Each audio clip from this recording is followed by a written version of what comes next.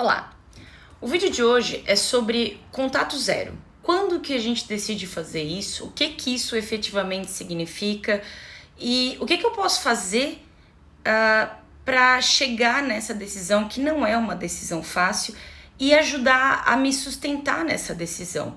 É óbvio que quando a gente decide ir para o contato zero com um familiar, né, ou com alguém que é muito próximo da gente, não é uma coisa fácil, né? E geralmente vem por conta de situações que foram se repetindo que você não quer mais passar. E muitas pessoas que decidem fazer o contato zero pensam, eu acho que da mesma maneira, se fosse o contrário, se eu tivesse certas atitudes e permanecesse em certas atitudes, eu entenderia se as pessoas se distanciassem de mim também por tempo indeterminado ou não. Né? Porque o contato zero, isso é muito importante. O contato zero não significa que vai ser para a vida inteira. Significa que durante esta fase das nossas vidas, durante esse momento que a gente está passando, ou depois de tudo que já passamos, eu concluí que para o meu bem-estar físico, emocional, psicológico, essa nossa relação não é boa. E isso pode acontecer entre irmãos, entre parentes e familiares, de modo geral, entre amigos, pessoas que você manteve perto durante muito tempo. Você pode chegar à conclusão que talvez não dê mais.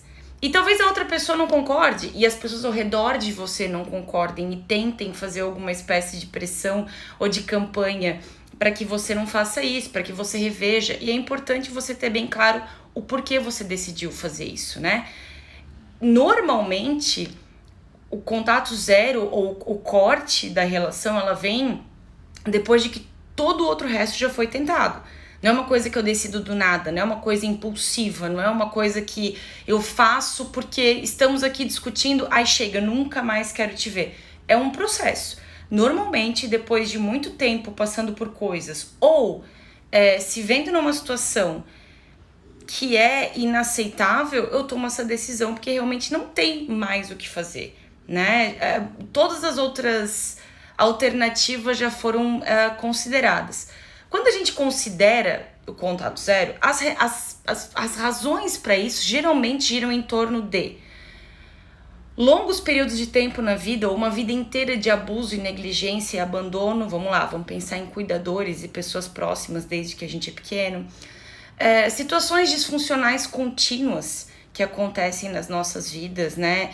De triangulação, de um jeito tóxico de tratar o outro, né? De falar muito mal do outro, de criticar o outro, de colocar um contra o outro, né? Triangulação é isso, né? Eu falo mal de você pra ele, daí eu falo dele pra você, mas daí eu fico no meio, daí a gente troca e fica sempre esse ambiente pesado dessa coisa que não é muito segura, é instável e desgastante emocionalmente.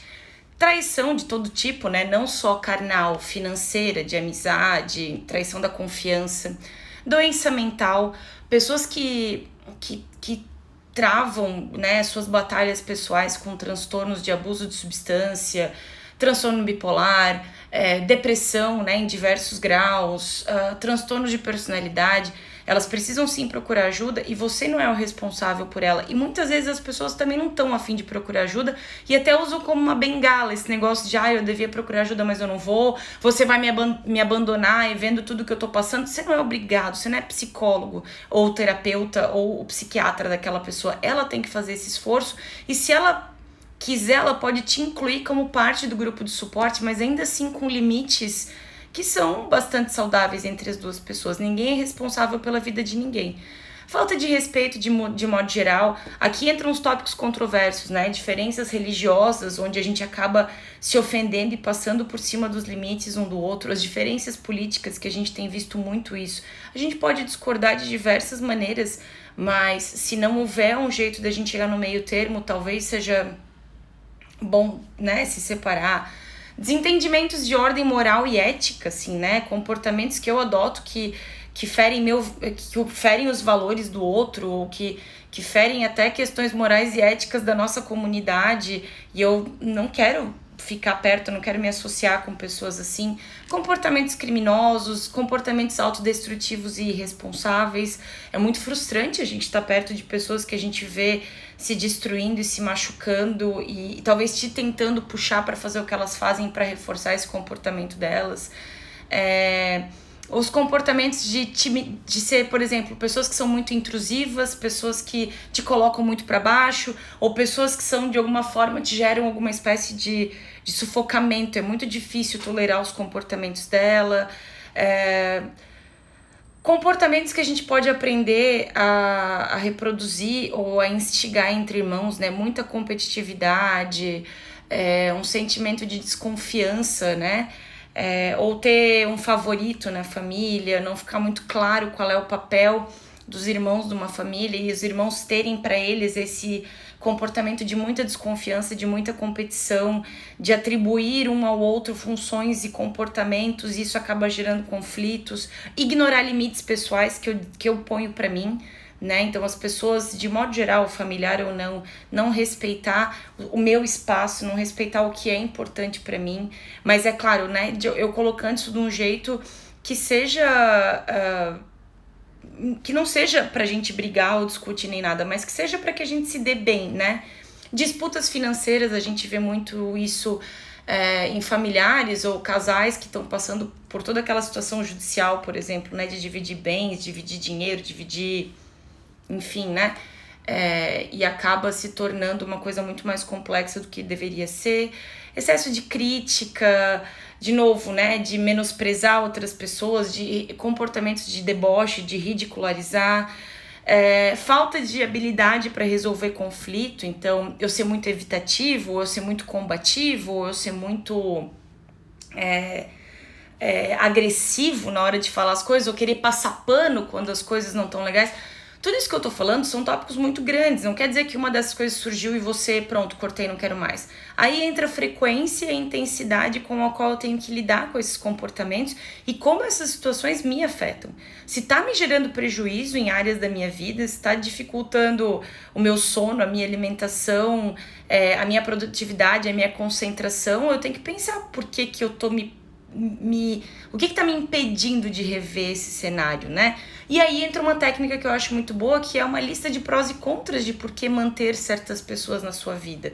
Então, os prós, por exemplo, de algumas pessoas para colocar limite, pode ser, né? Alguns prós que você pode considerar aí. Vou ter mais paz de espírito, vou ter mais estabilidade na minha vida e com as outras pessoas ao meu redor, vou me sentir mais livre, mais leve para fazer as minhas coisas. Eu posso finalmente ter espaço para me curar e para começar de novo algumas coisas, ou para olhar para as coisas de outro jeito, ou para me fortalecer. Eu sinto que eu me respeito mais e que eu tô sendo mais autêntico comigo e que eu me sinto mais livre para tomar as minhas decisões. Eu sinto que a minha autoestima melhorou e tá mais estável, meu senso de autoconfiança melhorou. Eu sinto uma sensação de controle da minha vida, que eu posso contar comigo mesma e que eu posso contar com o que eu decido e mais agência, assim. As coisas estão na minha mão e eu sinto que o que eu tô decidindo realmente é bom pra mim e que eu dou conta dessas decisões. Esses podem ser alguns prós de se afastar das pessoas. Lembrando que esse afastamento ele não precisa ser eterno. Ele pode ser enquanto faz bem pra você, né? Lista de possíveis contras de fazer isso, né? A dor de ter que se separar e tem que fazer o luto dessas relações, né? De ter que lidar com a abstinência de ter essas relações, sentimento de culpa, de remorso, a pressão de familiares e outras pessoas de você fazer isso. Nossa, mas você vai afastar seus pais? Nossa, mas é família, né? Nossa, mas é sua mãe, mas releva, é uma fase. Retaliação por parte daqueles que ficaram para trás, de dizer que você é egoísta, que você acha que não precisa deles, de que você tá exagerando. Sentimentos de solidão, de depressão, de ansiedade que podem vir, mas que você pode administrar com a ajuda de suporte, de amigos que te tratem bem, que entendam o seu lado, de psicoterapia, talvez. É muito provável que familiares e amigos vão tentar te persuadir a pensar diferente. Então, se é o jeito dele ou dela, releva, é que ele tá ficando velho, é assim mesmo, tenta aguentar mais um pouquinho, não é como se tu tivesse que morar com eles, porque às vezes mesmo a distância física, a gente sente que tem que se distanciar ainda mais. Mas tu é muito sensível, eu tenho certeza que o que ele fez, ele não fez de propósito, não foi com essa intenção. Você só tem uma mãe, um pai, uma irmã, é família, tu não sabe levar brincadeira, você tem que aprender a desapegar das coisas, não pode levar as coisas tão a sério. Olha, Eu acho complicado, tem dois lados de cada história, acabar meio que invalidando os teus sentimentos, você tem que ser a pessoa madura, você que provocou, por isso que ele ficou assim, vê, todos esses argumentos muito provavelmente vão surgir, mas ainda assim você tem direito a manter as suas decisões. Como é que você faz para manter esse contato zero? Bloqueia, ou só deixa de seguir, ou restringe a assinatura nas redes sociais para não saber o que essa pessoa tá fazendo. A mesma coisa com pessoas do círculo mais próximo, né, dessa pessoa. Bloqueia o número de celular. Cuidado com os familiares bem intencionados, né? Que querem vir falar, que pensa bem, não sei o quê. Estabelece limites, fala, olha, eu entendo que você tem boas intenções, mas eu não quero falar disso, eu tenho as minhas razões, eu vou levar o meu tempo. Você não precisa entrar numa discussão, você não precisa se justificar, isso é muito importante.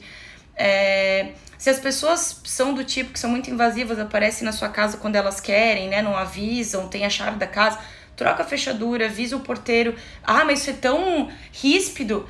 Mas às vezes é esse tipo de limite que é preciso para que você comece a se curar e estabelecer limites que sejam bons o suficiente para você, e talvez você possa começar uma relação melhor com essas pessoas, né? Pessoas que você confia e que você sente à vontade, avisa para elas que você tá fazendo isso e peça que elas te ajudem a manter esse espaço seguro. Tá tudo bem sentir os sentimentos desconfortáveis, né? Raiva, tristeza, culpa, vergonha, uma confusão de ter feito isso, uma certa abstinência por ter feito isso, mas questiona. Por que eu tomei essa decisão? Por que pra mim foi a melhor decisão não estar com essas pessoas? Foca no que é importante, né? Prioriza o teu bem-estar. E sempre que der dúvida, lembra, bom, mas por que eu decidi fazer isso? Não estamos não nos falando por nada. Eu tomei esse distanciamento porque pra mim faria mais sentido. E presta atenção como é que você se sente agora, depois que você tomou essa decisão. De novo, escolher o contato zero não precisa ser para sempre. Depois que algum tempo passou, de vez em quando você vai ser questionado em eventos de família, alguns eventos importantes, mas você não quer ir lá e tal. Cada vez isso é uma oportunidade para você rever a sua decisão e pode ser que você mude de ideia. Não tem problema mudar de ideia. O que é importante é você descobrir meios de fazer isso, de se distanciar das pessoas que sejam bons e cuidadosos para você. Se você gostou, assina, segue, deixa comentário. Eu tô aqui, tô no TikTok, tô no Instagram, de vez em quando tem live, aparece lá. E a gente se vê no próximo vídeo. Até mais!